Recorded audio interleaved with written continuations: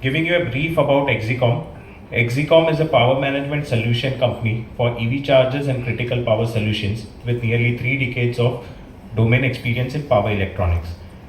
It is promoted by Mr. Anant Nata and Nextwave Communications Private Limited and complemented by a highly experienced professional management team driving the business from the front. EXICOM was among the first entrants in the EV charger manufacturing segment in India and has approximately 60% market share in the EV residential chargers and 25% market share in public chargers as per CRISIL report. In critical power, it has 16% market share in DC power system and 10% market share in lithium-ion batteries for telecom. FY23 revenue stood at 7,079 million, while EBITDA and PAT stood at 524 million and 310 million respectively from the continuing operations. Giving you a brief about the offer, the IPO is proposed to be launched on Tuesday 27th February and will close on Thursday 29th February with anchor day being on Monday 26th February 2024. The price band is 135 rupees to 142 being the upper price band for all categories of investor. At the upper price band, the post-issue market cap of the company is approximately 1716 crores. The offer is reserved for 75% for QIB category, 15% for NII category and 10% for retail category. I would now like to hand over to the management of EXICOM TELE-SYSTEMS to take you through the presentation. Over to you, Anand. Thank you.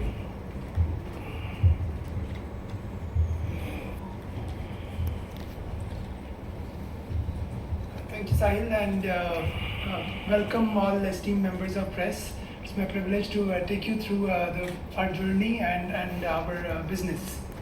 Let me check if this is, yes. Okay. Great. So, this is EXICOM on a high level.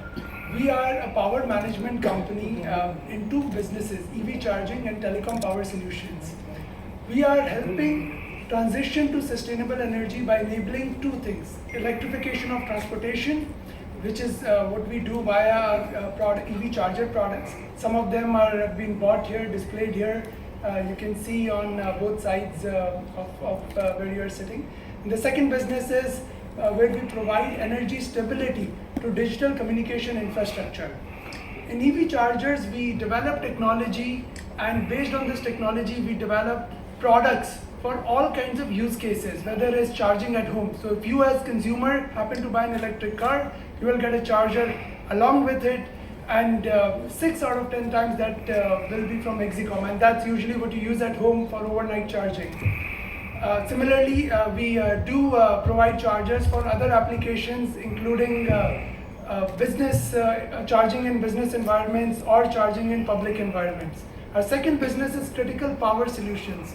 Here we provide some special power electronics products and lithium-ion batteries, which are used in telecom infrastructure with the primary aim of having the telecom network up 24/7.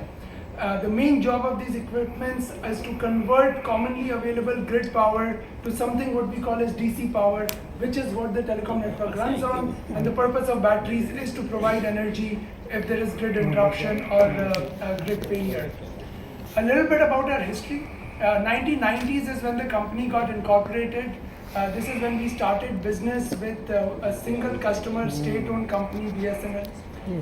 2000 to 2010, EXICOM established its first own manufacturing facility. It established its R&D center and expanded the business, the critical power business, to multiple tower companies and telecom companies as the whole telecom sector expanded. 2010 to 20, we expanded the business outside India for the first time. We opened subsidiaries in Singapore, in Malaysia, and we also diversified into lithium batteries.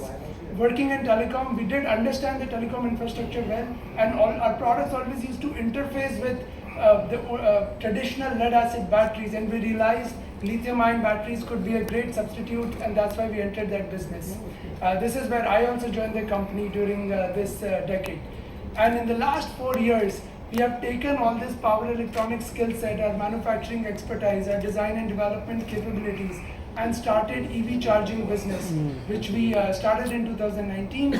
and have now gained leadership positions across different markets in EV charging. Going to the industry section, starting with EV charging. EV electrification has caught global attention. It's a global phenomenon. So EVs is something where globally sales are rising at 18% CAGR, and that's from a very high base. But even in India, which is a fairly recent phenomena, 4 or 5 years, any sector you look at, passenger cars, buses, LCVs, these are growing between 40 to 60% CAGR.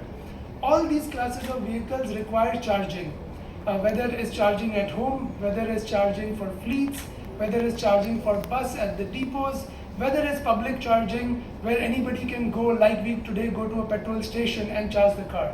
All these underlying charging markets are also growing between 50 to 70% CAGR.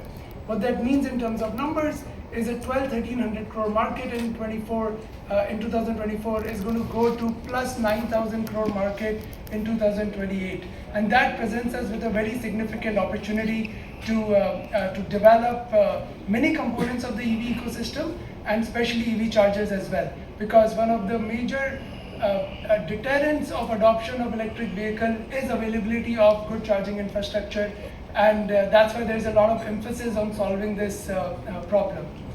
In this high growth area, EXICOM has established its name over the last 4 years. We have installed over 70,000 chargers across 400 towns and cities in India using our in-house R&D. So a lot of competence has been built with our R&D center, which is now being used not only to deliver products to different customers in India, but also to sell overseas. Visually, if you see some of the products are on this slide. The second product is what you see over there. What you also see on side of it is our next generation of products. They essentially do the same thing, but you can see the difference between Gen 1, Gen 2. A lot smaller, aesthetically better, and a lot more powerful in terms of the functions they offer. But going back to the presentation, the first two products are what is commonly used at homes. And as a company, we focus on all the applications of EV charging at home, in public, as well as business environment. So the second product is what is commonly used at home. And then all the white products that you see, those are commonly called as fast chargers. They would be installed in various environments where faster on-the-go charging is required, where people do not want to wait for long. Case studies. So while we develop technology on a consistent basis, we also do a lot of customization for our customers. That's one of our biggest strengths. Every customer has different needs, and within this stable product platform we do a lot of hardware, software, and other type of customization, which gives us an edge over our peers. These are some case studies to customers wanting customization in an environment where mega charging hubs are being built with more than 100 chargers, charging a lot of fleet cars, to using chargers in difficult environments of Leh, Ladakh, and Andaman Nicobar. And we have many such cases where we have delivered for critical outcomes. Jumping from EV charging to the telecom industry. Telecom industry is a fairly mature industry, right? Where a lot of growth has happened, but with new upcoming technology like 3G to 4G, 4G to 5G, continuous growth has been happening over the recent years, and it will happen with newer technologies in future as well. Our products go into the telecom infrastructure, and primarily the telecom infrastructure is the towers. The growth rate as per CRISIL report for our crop products is about 8% and 13% CAGR for DC power management system and lithium-ion batteries. A lot of them go into new telecom infrastructure build out, but also go into the upgradation capex. Why upgradation takes place? When there are technology upgrades. An older 2G, 3G tower being converted to a 4G tower. It requires more power, and that's why a more powerful power system. A lot of towers, as you would have heard in media and in statements of big tower companies, are going renewable. Wherever there is space and there is feasibility, people are installing on-site solar systems to get access to cheap renewable power. This scenario also requires a different kind of power systems which we provide. Similarly, on the other product line, lithium-ion batteries, traditionally in telecom, every tower has a battery for backup because it's critical infrastructure and has to be backed by batteries, so there is 24/7 continuous power. And traditionally, this battery was lead-acid batteries.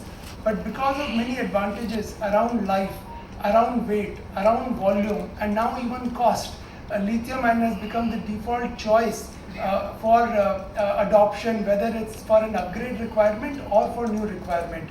And we cater to all these markets. We have about 16% market share in DC power systems and 10% market share in the lithium battery systems. This is a view of the products in telecom sector. Different kind of power systems, small, big, indoor, outdoor. Again, customization is a big theme over here. We customize as per customer's requirement. The last two products are lithium-ion batteries for telecom as well as data centers. Again, critical outcomes over here which we have delivered for our customer. The first project was for state-owned company where there was a big telecom project to connect the islands of Andaman and Nicobar and Lakshadweep. These were being connected through fiber connectivity, and there were cable landing stations being developed, and the customer wanted high performance power system and lithium-ion battery, so the maintenance cost could be really low, so the life could be really long, because these are not easily accessible islands. The second case study was for a big tower company in Africa, where multiple of our technologies were brought together to provide them the solution they wanted. And this had options of lithium-ion battery, upgradability to solar, the efficiency requirements which was meeting, ability to accommodate multiple operators on their site, and similar more case studies have been demonstrated in critical outcomes across the world by us. Coming to key strengths. The first strength that we have, the first strength which I would like to talk about is early mover advantage in fast growing EV charger industry. If you see the pyramid on the left, this is how the market would look like in future. At the bottom of the pyramid, in years to come, there will be millions of EVs, whether personal mobility, whether fleets or buses. All of them will require charging. And this charging will be provided by charge point operators, maybe the automotive OEMs, maybe the utilities, or people may just choose to charge at home. And all these charger requirement ultimately will be provided by some hardware providers, some product providers. Today, EXICOM is a leader in that segment with 60% share in home charging market, 25% share in commercial charging market, and we are investing a lot of the IPO proceeds in our capacity expansion, in R&D expansion to continue to be a leader in this segment. We commenced our EV charger business in 2019 and have had the advantage to see the development of the EV ecosystem. We were able to put in insights that we learned from the market into our product, which made it more mature.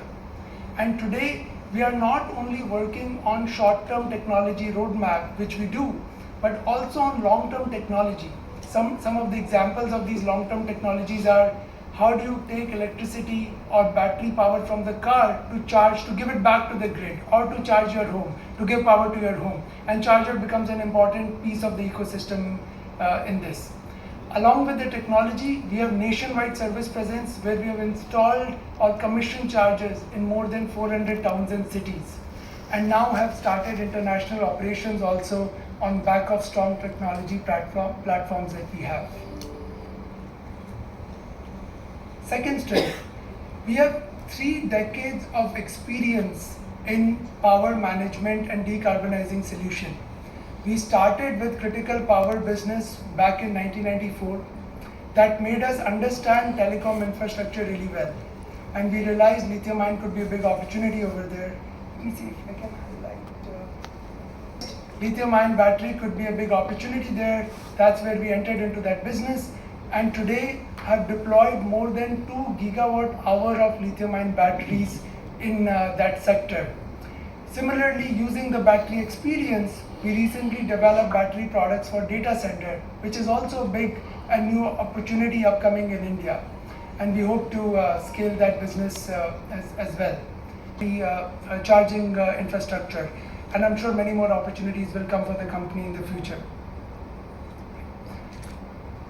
In terms of how we are structured about our operations, we are a vertically integrated company, right from R&D, IP development, going into product engineering, to supply chain and production, to all aspects of supply chain and production, to after sales service. We primarily do this to control cost, quality, and most importantly, customer experience. Manufacturing infrastructure. Today we operate out of 3 facilities, 2 in Gurgaon, 1 in Solan. The Gurgaon 1 facility, which is the first picture, that is our flagship electronics and electrical manufacturing facility. Here we produce both our critical power products as well as EV chargers. The second facility in Solan is used to produce some building blocks, not the end products.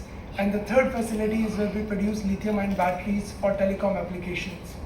We are envisaging a new facility in Hyderabad where we have bought 18 acres of land and we envisage an investment of about 170 crores, out of which nearly 150 crores will be used by proceeds of the IPO raise.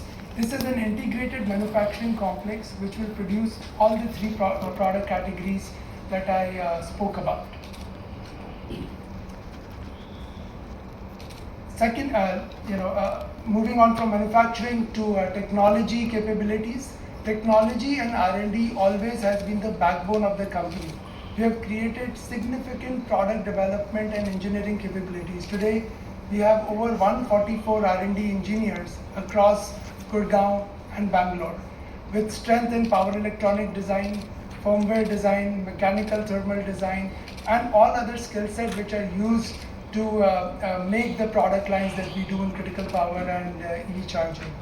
We have a very robust product development process, and when you combine these two, I'm happy that we have a very aggressive product roadmap as well, both in critical power and EV charger.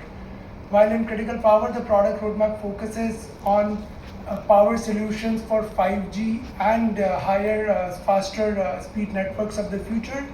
While in EV charger, our strategy focuses on producing higher power charger, which can reduce the downtime of, which can reduce the time of charging, particularly for public charging stations.